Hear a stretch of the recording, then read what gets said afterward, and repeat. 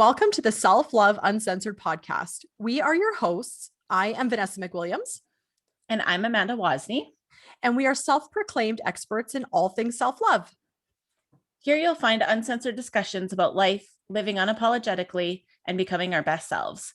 Welcome to episode number 13. Lucky number 13. Yeah. Can't believe we've made it to 13. This is amazing. Go us. Pretty soon it'll be like 130 and then like 1,000. I know. I feel like some days I feel like we don't have anything else to talk about. And then other days I lay in bed and I'm like, oh yeah, we got to talk about this and this and this and this. It's like never ending content. It's amazing. Yeah. And I think every episode we're like, oh, we should do an episode about that. Oh, we'll have to talk about this in another episode. 100%. Or even before when we're chit-chatting before and it's like, we could have been talking about this already. We legitimately, by the time we actually hit record on our podcast, we've done a podcast recording. Legitimately have done a whole other episode. It maybe doesn't have like a whole lot of cohesion to it. We're kind of like ping ponging off the walls, but whatever. People would probably still like to listen to it. 100%, right? Behind the scenes of Self Love Uncensored. 100%. That's right. Oh my gosh, so good. Well, today we're talking about something that I think, before we even hit record today, we were talking about this imposter syndrome, about how we both feel, that we've gone through this ourselves. Oh, you made it smaller. I just looked. Yeah, I just was trying to make it all fit on one page so we don't have to. We're not the greatest with the scrolling back and forth in the Google Doc here. So right. The less pages we have to worry about, the better. Right.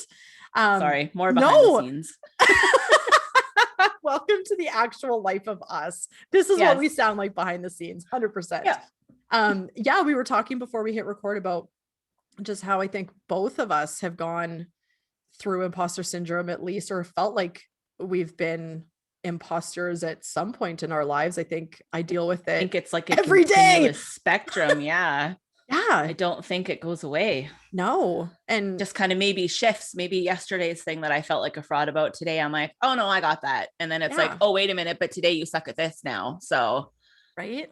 It's like a never ending carousel, I think. And that's the thing. I think it's so important that we talk about this because I even did a poll on Instagram a couple of days after you and I had finished recording our last one. And we had decided we were going to do imposter syndrome for this episode. And I'd put a poll on Instagram saying, these are kind of some of the signs and some of the symptoms. And have you ever felt like you've been an imposter, had imposter syndrome before in your life? And 100% of the 39 people who commented or polled said yes. And I was like, wow. We know people that. Are my people. Yes. Oh my God, I feel so seen. Yeah.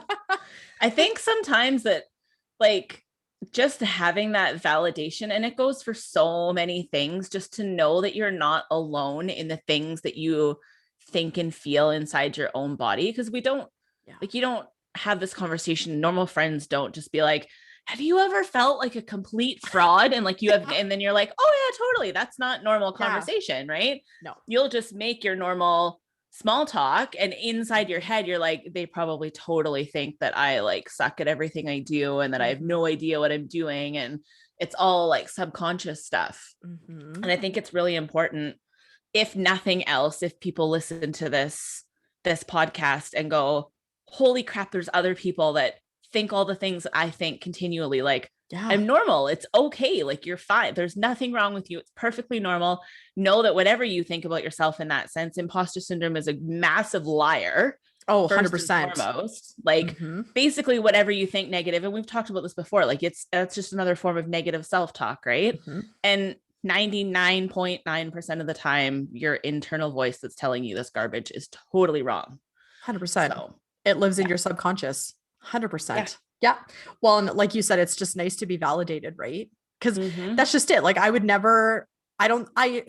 Depending on the friend that I would call, I have friends who listen to me talk about this stuff because they know this is my jam, is self-development and stuff. And they're not in the same space, I guess you could say, as we are, as on a team of trainers and people who teach the stuff.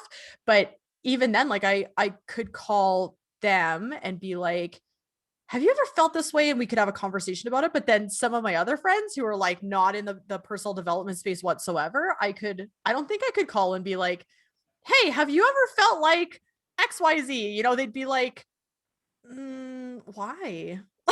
Yeah. Why are we talking about this? Or just be like, how dare, like, are you implying that I feel that way? No, I don't feel that way. And then they'll just lie about it because they don't want somebody to know that. Yeah. And that doesn't help anything. You may as well just be honest. Like, right. It's totally okay if you feel like a fraud all the time. We're all right there with you. 100%. And that's the thing is like understanding that it's a total subconscious belief and that is just the way that I think about it is like caveman thinking, right? Like that's our caveman brain. That's our brain from millions of years ago or however long our species has been around. I don't know. But it's just, that's that part of our brain that's just, I don't know what's the word, primal brain maybe that I'm thinking of. There's but that's just part in there. I can't remember what it's called. I can't remember what it's called either. Somebody help us. If you know what it is, please comment. It's like on the tip of my tongue. It's got a weird name, but I can't think of it right now. Yeah. I was busy Googling while you were talking. So that's hilarious. I was trying to figure out how many people, if there's like any sort of study that shows how many people suffer from imposter syndrome, which is obviously just going to be generic, but it says upwards of 70%. Oh, I believe that. I believe it's probably even higher. I was going to say, I believe it probably even higher too. Because that's the thing. I think like imposter syndrome, it can be something that, and I think it depends on what level of what you're doing in your life that's like outside your comfort zone you're doing consistently. Like I suffer with imposter syndrome every single fucking day, but I mean, every single day I'm throwing myself out of my comfort zone. So, you know, whereas I think even 2 or 3 years ago when I was not doing as much of this work just because of circumstances around us and stuff, and I was very much playing very safe, I didn't have it as much. And I think that that's important, you know, to say too, is that people are going to have different levels of how imposter syndrome shows up for them, just based on the fact of like, what are you doing during the day? Are you just going through the motions of your 9 to 5 and then you're just coming home and doing the things, or are you really actively putting yourself out there or going towards a big goal? Like that's I find when imposter syndrome, like the itty bitty shitty committee in the back of my head gets really fucking loud as soon as I start working on my big goal, right? That's when it really ramps up.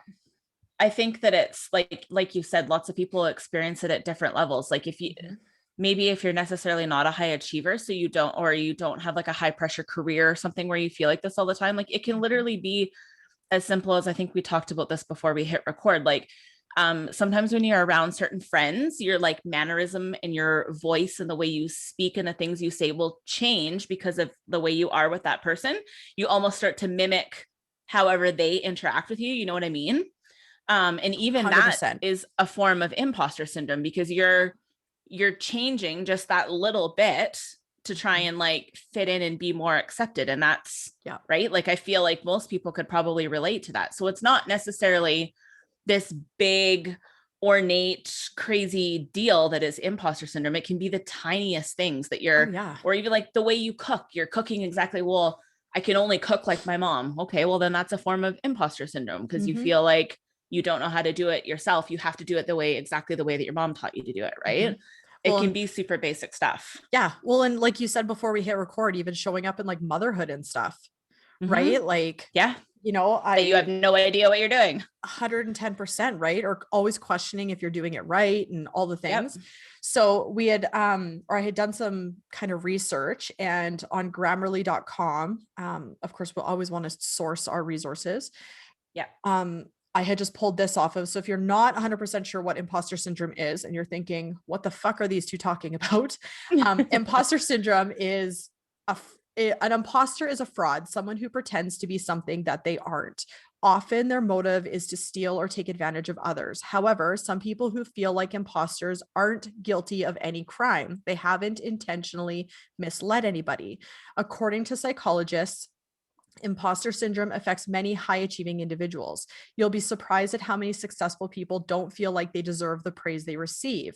So to put it simply, imposter syndrome is the experience of feeling like a phony. You feel as though at any moment you're going to be found out as a fraud, like you don't belong where you are, and you only get there through dumb luck. It can affect anyone, no matter their social status, work background, skill level, degree, or expertise. Some of the common signs of imposter syndrome include, are we ready? Because I think I can check off every single one of these things. I felt one of these at some point in my life.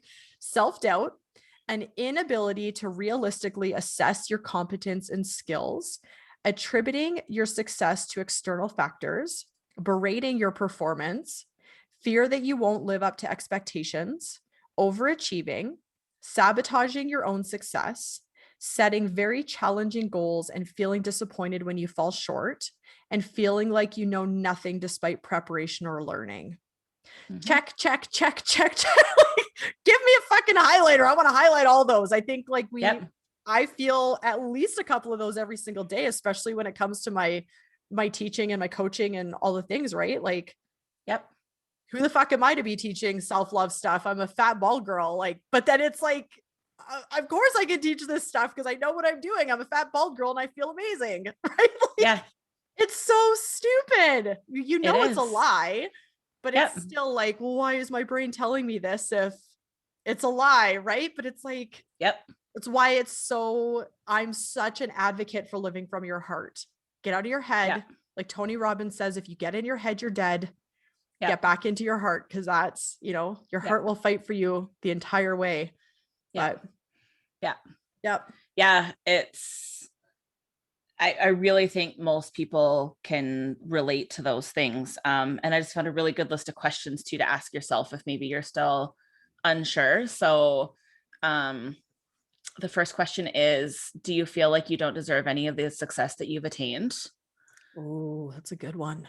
Even if people praise my skills, excuse me, I still don't think I am as accomplished as they think I am. Ooh. Also a good one. It's like, that's a very good one. That one hits a little hard. I may get rewards for my hard work, but I still don't feel I have earned them. I am afraid that people will soon realize that I am not as smart as I make myself out to be. That one's totally me. That one's like 110% me too. Most of the accomplishments I have were just a fluke. I find it difficult to accept compliments. Ooh, that's me. I didn't even think to tie that one to it. Then I read it and I was like, oh yeah, that's totally. We had a conversation about that. Yes. And the last one is, I downplay my achievements because I don't think they are as amazing as people think they are. Oh, I do that too. I'm 100% guilty of that. Same.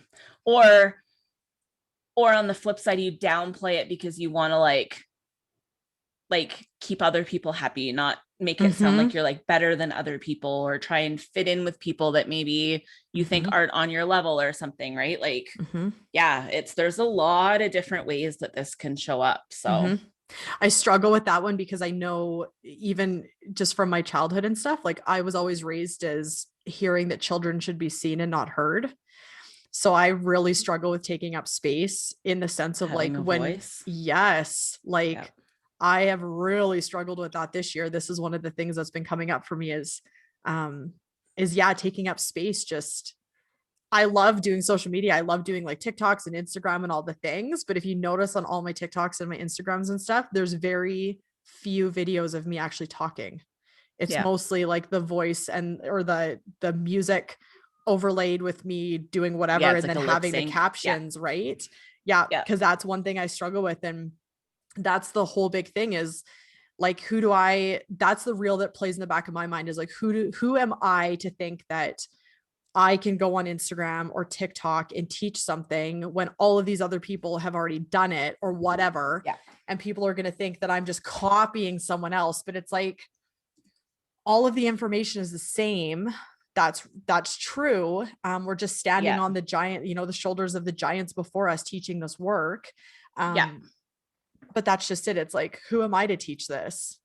But there again, it's like, we've done the work. We've done our own personal development work for years. And yes, we are totally qualified to teach this stuff. We don't need a fucking certificate to tell us that we've done it. Like, just like I don't need my marriage certificate to prove to anybody that I'm married. I don't even wear a ring. Like, it's just so silly. It's so silly. It is. I have an audiobook on it that I'm still working my way through.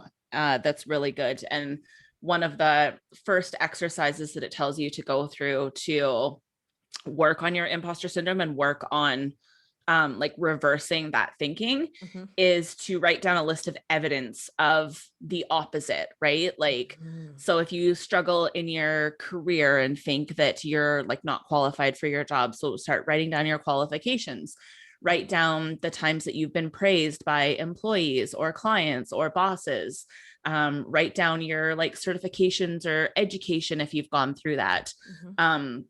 And that goes for anything, like look for evidence and then learn to accept and believe that evidence, even if it comes from other people. If somebody else tells you that you did something great, like they're not often blowing smoke up your ass. They genuinely think that you've done something really well. People don't just dish out compliments just for fun, right? Well, like whenever I speak kindly about somebody, like it's authentic. There's a reason why I'm saying it. So look for that evidence and then learn to accept and believe that evidence and sit with it. 100%. Well, and I think you nailed it, because of the fact that like, even when we're talking about limiting beliefs and stuff, like the one thing that I teach all my clients in my coaching group is, when you're thinking about limiting beliefs, that's the thing. It's a belief. It's been something that's been learned, and it's not a truth. It's not fact, right? Like fact, you can actually see, touch, smell, feel, listen, right? Like there's evidence behind it. Whereas that belief, which is what imposter syndrome is part of, is just a belief, is just something that's been taught and ingrained in us. Right. And that's just it. Look for the facts. And most people, and you can go on any website of any kind of product or whatever, and most people are more quick to jump on and give a negative review or something on something than they are to give a positive review. So that's the thing, like if someone's it's like giving pulling teeth to get a positive review. I know. And that's just it. Like if someone's giving you a compliment, like that's huge. Believe that, because most people are programmed to look for the negative, unfortunately. And that's part of the reason why we wanted to do this podcast too, is just to help people, you know, become more intentional with how they're living their lives and how they're doing their thinking and how they're showing up for themselves. Right. Because and maybe just challenge that you don't have to, like what you've always believed doesn't have to be true and doesn't have to continue. Like you can change that stuff at any time. So if you're feeling like this, like there's a lot of ways that you can work on it and progress through it. Are you ever going to get rid of it? Hell no. It's always going to be there. Like we've talked about that with the negative voice in the back of your head. That's going to be every moment that you are alive and breathing on this planet. You're going to have to fight with that internal voice that's telling you that you suck at everything. But there are a lot of tools. There are a lot of resources. If you're struggling massively, there are coaches that will work you through this stuff. There's audiobooks. I'm sure there's probably a bazillion other podcasts beyond ours that speak about it too. So there's lots of help out there if you're struggling with this. Well, the biggest thing is just face it.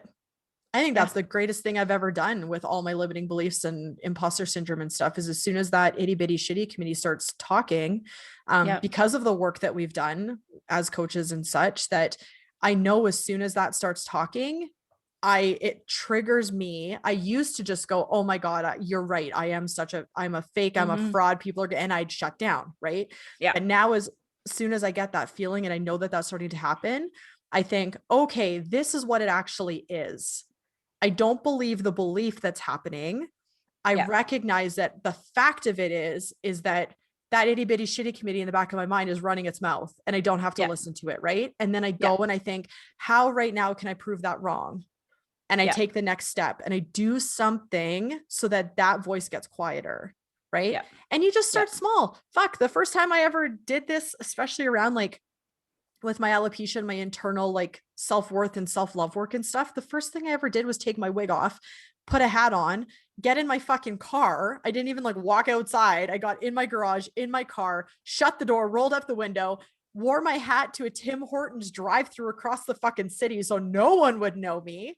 Right. Like I've talked about this before. I challenged that belief that I'm not pretty without hair. And I did it in a fucking hat, but it was like the smallest step for me to challenge it. And when I came home, I fucking cried, but the lady at the drive-through gave me the greatest blessing. But that's just it. Like you start small and you just do one small thing that challenges that belief. And then you just start working from there. Right. Like that's all you can do. I like to call those pattern interrupts, and you can do that for anything, right? Like it literally doesn't have to be a big thing. When it comes to imposter syndrome, like say that one thing that you struggle with maybe is the accepting compliments, which is probably pretty common. Yep. If somebody compliments you and it makes you feel icky and you start getting that voice, maybe don't even focus on you. Maybe you can go to your phone and text a friend or something and give them a compliment. Right? Like just interrupt that pattern in your brain and start associating it with positive events instead of the negative voice. Well, and the greatest thing that I've ever been told to do, because this is something I've worked on for quite a few years, is the compliment thing.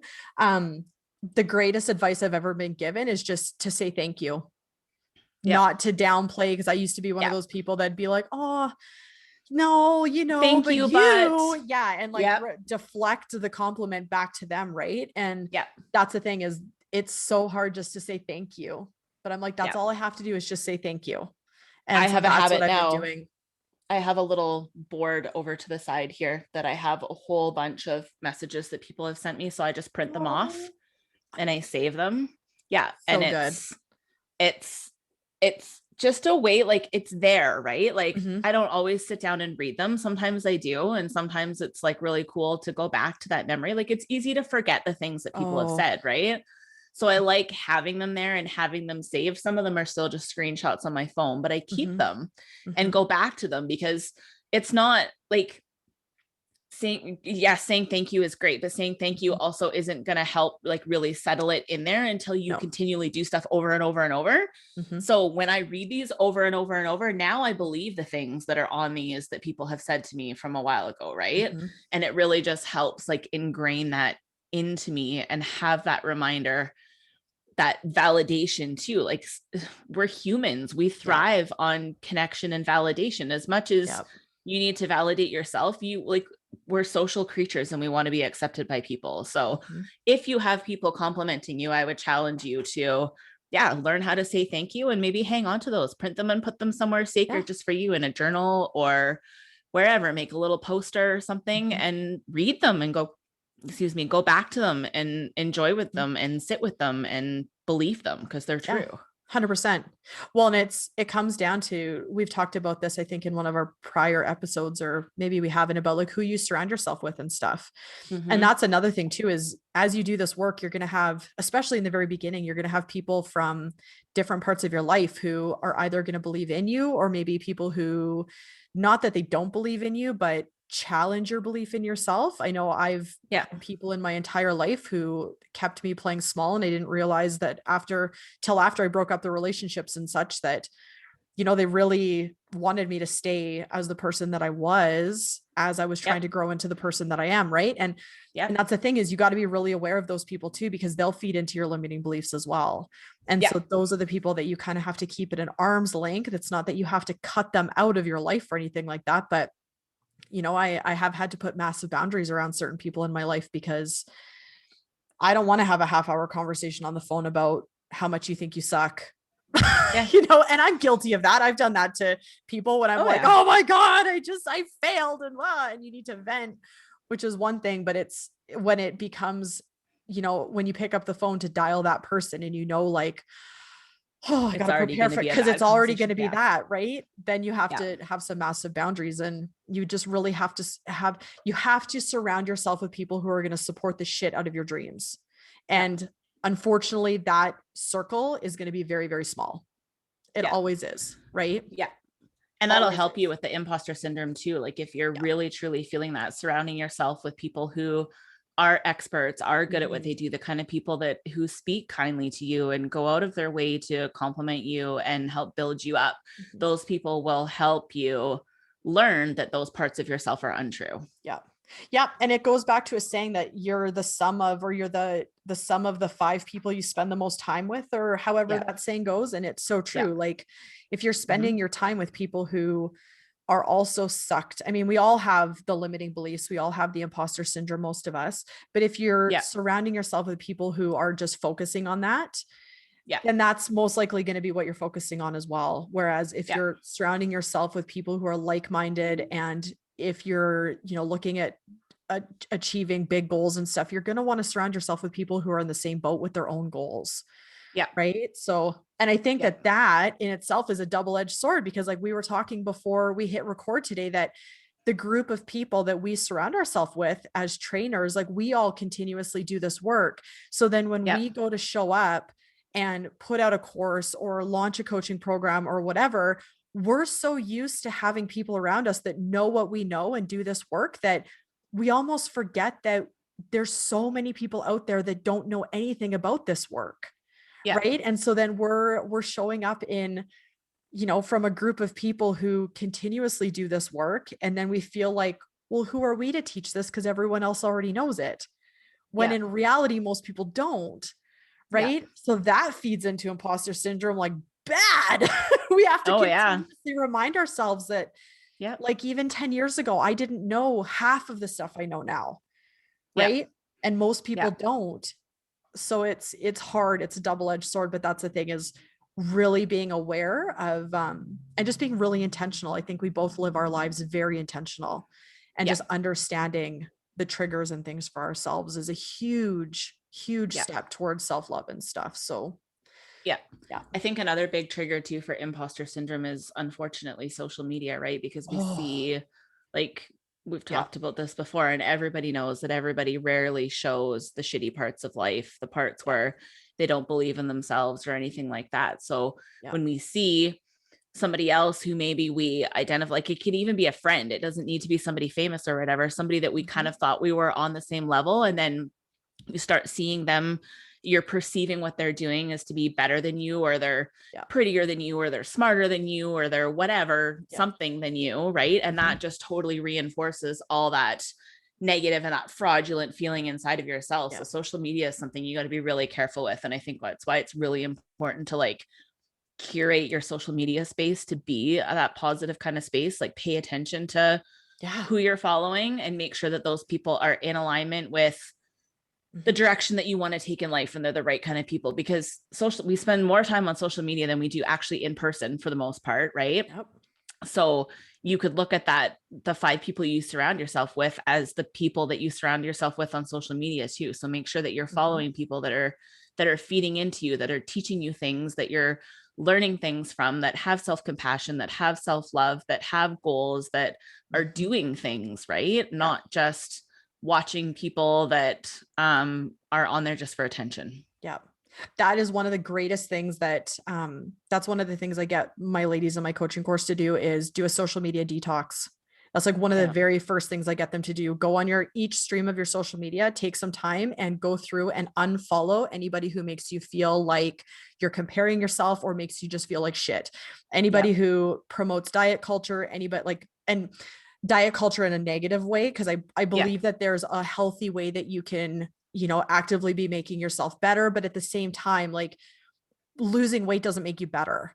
You know what I mean? Like that's a whole other episode that we could talk about. And I think we covered a lot of it it depends what your goals are. If your goals are sport related, then it does, right? Totally. But everything's relative. Exactly. But if it makes you feel less than, or it makes you compare yourself, or it just, it feeds into something that you don't completely believe in, detox it, get rid of it, unfollow, unlike, do the things. If you have, I think the hardest part about it is if you have family or you have friends who, I think COVID right now, I know, especially in the last couple of days, I've been watching, Facebook feeds and stuff. And with the new restrictions that were just announced, everybody's on there really upset and, talking about, if you don't believe this, unfollow me. And if you don't believe that, and I've just shut off my Facebook.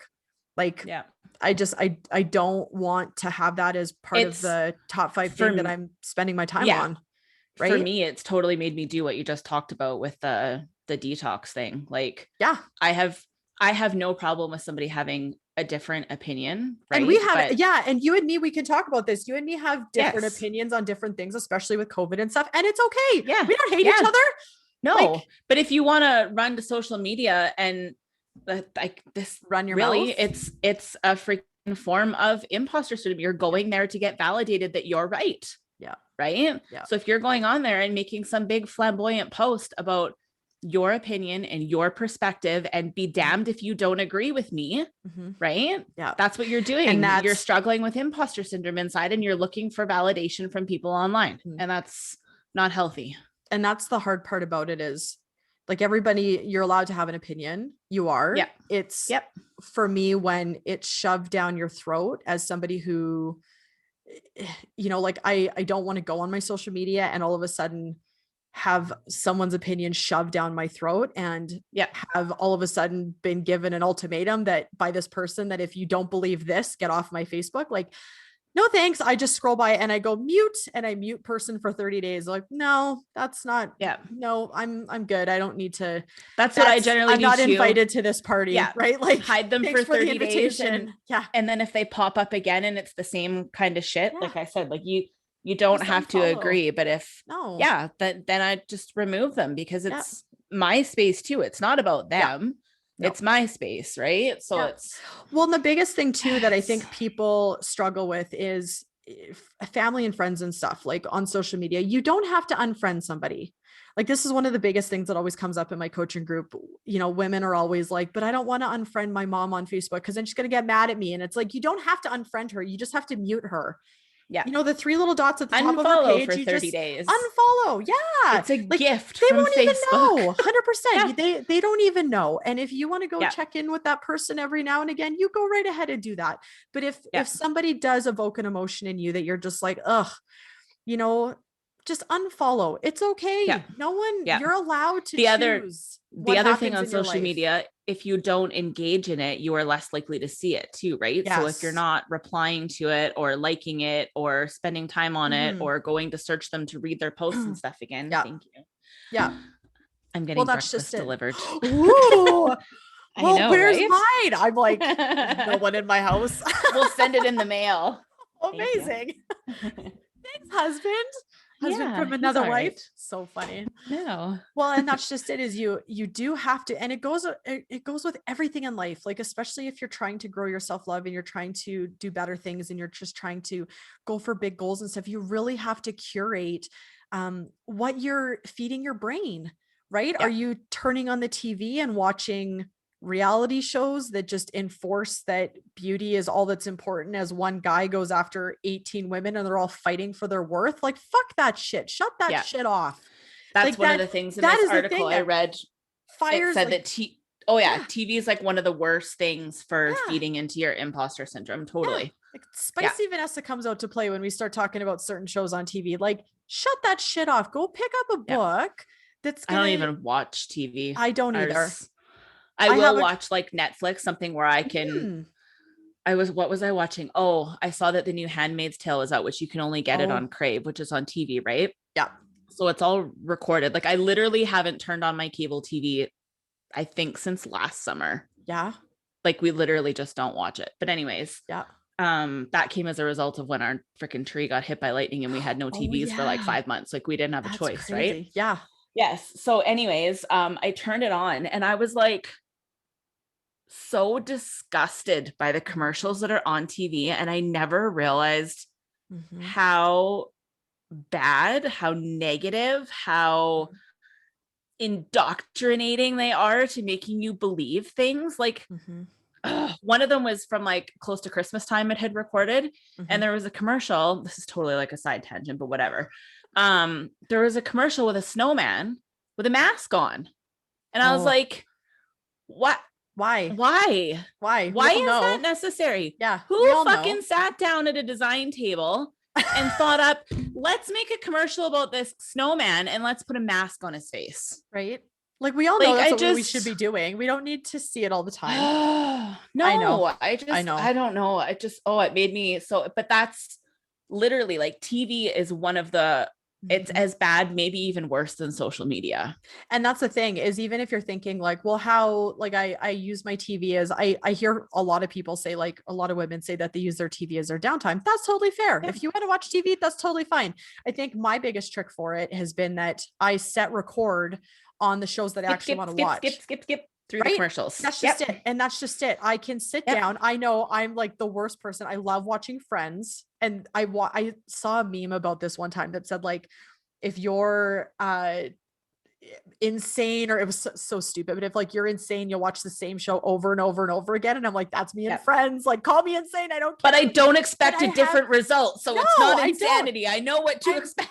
I'm just watching it because it brings me joy and it legitimately calms my brain, right? Like and it takes you back to probably a way simpler time in your life when you were a kid. Because you and I are the same age. Like we grew up watching Friends I think it was Thursday nights at like 6:30 or whatever. And and back in the day when you had to be there to watch your TV show, otherwise you fucking missed it. Yeah. Or you had the chance of recording over something else that was super important to you, and you had to choose which one, like what thing you wanted to record over on your VHS tape.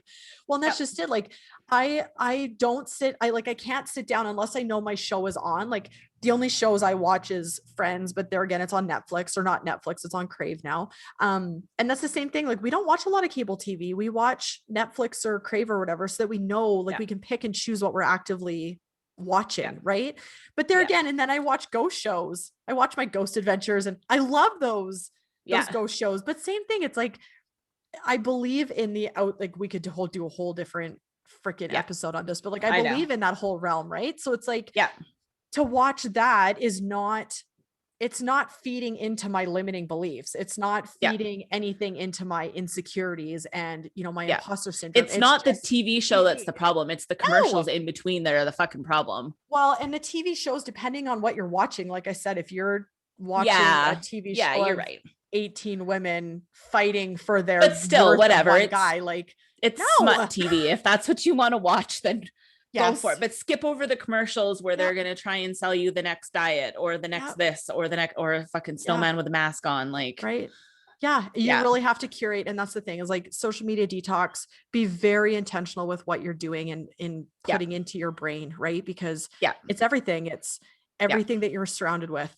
110%. And like we touched on too, and I was actually going to say this before you even brought up the social media posting thing, but, don't go on social media to post things to be validated to be right. Like that's what's that? There's a documentary on Netflix about it, The Social Experiment or whatever. Oh yeah. I think, have you watched that one? Yeah, I watched part of it. And how we'll literally like we'll find a post, we'll seek out a post so that we can put something on there and then watch the likes tick up to know that people are agreeing with us. And that's our imposter syndrome inside, trying to gain some validation. That's where you're like, am I right or am I wrong? So you'll go post something, and as people agree, then you get that validation, right?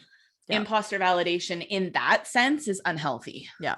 Well, and it's always good to have, like you and I, like I said before, you and I don't agree on absolutely everything.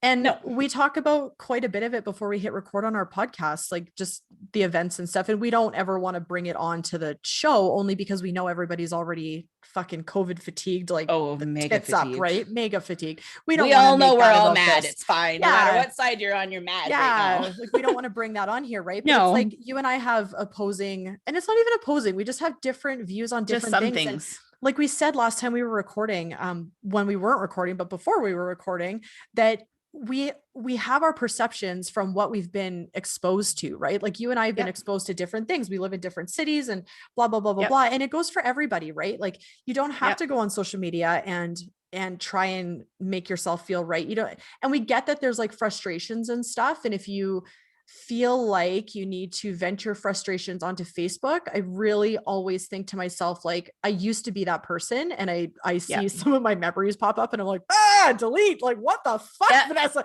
what were you thinking that day? Who pissed in your Cheerios? Good Lord. Right? But now it's like, you get to that point, I think, after you do the heart work, that it's like, you don't need the outside validation anymore. You don't need somebody to tell you that you're right. You just know that, okay, what I'm feeling what right you now, believe is, and it doesn't mean that I'm right just because I believe something. It doesn't make it's me right for you. It's right for me. Yeah. And it's there okay is to no have healthy one and opposition. only right. No. And it's okay to have healthy. It is. It's good to have somebody that you can have a safe, and that's the thing that I think we have to highlight here, is there's going to be people that you can have safe conversations with. And there's people that are going to be able to have a healthy conversation with you and be able to go back and forth and say, this maybe is my view, this is my view, et cetera, et cetera. Because there again, when it feeds back into imposter syndrome, you don't want to, I think the worst thing you can do is surround yourself with people that just agree with you. That's the worst thing you can do, because then you're not growing. That and the Growth has opposite just been side of stunted. the opposite side of surrounding yourself with just people who are going to freaking shit on you and say, Yes, you do suck. Why are you doing that? You're not qualified for that, right? Like you need a compiling of all three kind of groups of people. You're always going to have people that are always going to be negative and against you. They're probably 100%. related to you, so you're probably not going to get away from them. Yeah. And then you should surround yourself with some people who do agree with you and see the good in you and aren't afraid to remind you of it. And then in the middle, there's people that are going to, like you and I, with what's going on, agree on some things, not agree on some things. And that's where the majority of your growth will come from if you allow it to happen. Yeah, absolutely. And just to know that, you know, like we said before, imposter syndrome is a belief. It's not fact. And just always be open to listening and being open to other people's opinions and such. It doesn't mean that you are 100%, you believe them as well. It doesn't mean that what they believe is your truth as well. And that's fine. Yeah. But, you know, I think it's such a freeing lesson when you get to the point when you know that what's happening to you in life is not like, life is happening for you, not to you, I think is the greatest thing, because then you just open yourself up to everything becoming a possibility, and imposter syndrome just, I think, becomes a little bit lower for you. Yeah. But if you put your blinders on and you just are walking through life thinking that you're a failure, and you've got people surrounding you that are reiterating that for you, like, that's a really hard place to be. So we just invite you to open up and, like you said, curate what's happening in your life. Be very choosy with who and what you allow access to within you, right? Because that's going to really help break through that imposter stuff, and really just start to challenge it in small ways is really where you need to start, right? And just know you're not alone. Fuck you're not alone. I know. Right? Not alone. Yeah. Well, we'll put some links in the show notes for where we got our information from. Yep. And 100%. People can go there. I found a cool little quiz. Maybe I'll post a link to that too, with those questions on there, and you can answer those questions and it'll tell you if you have imposter syndrome or not. Other than that, do you have anything left you want to say, or are we ready to wrap up? I don't think so. I think we're ready to wrap up. I don't have anything extra. No. Okay, cool. Yeah, go for it. We're grateful for everybody for listening, for leaving us reviews and tagging us on social media. We especially love the tags. I know we both do. So please continue to do that. Share snippets and let us know what you think. Be sure to hit subscribe. You can listen to us on Apple and Spotify and see our beautiful faces on YouTube if you want to. If you subscribe, you'll be reminded when new episodes drop every Monday. And if you could leave us a review, that would be amazing. I know on Apple for sure you can do this on every single episode. So if there's more than one episode you love, you can continue to leave us those 5-star reviews and help us climb the popularity boards and hopefully reach some new ears. Absolutely. Yeah. And if you ever have questions, feel free to reach out to us. You can find our social media handles below and follow us, shoot us a message, or email us at any time, selfloveuncensored@gmail.com. Amazing. Thank you, friends. Such a good episode. God, we could talk all day. I know, but you have to go to work. So I do have to go to work. My other work. Yes. So good. Well, we love your faces. Thanks again for tuning in. And until next time, have a great one, my friends. Bye.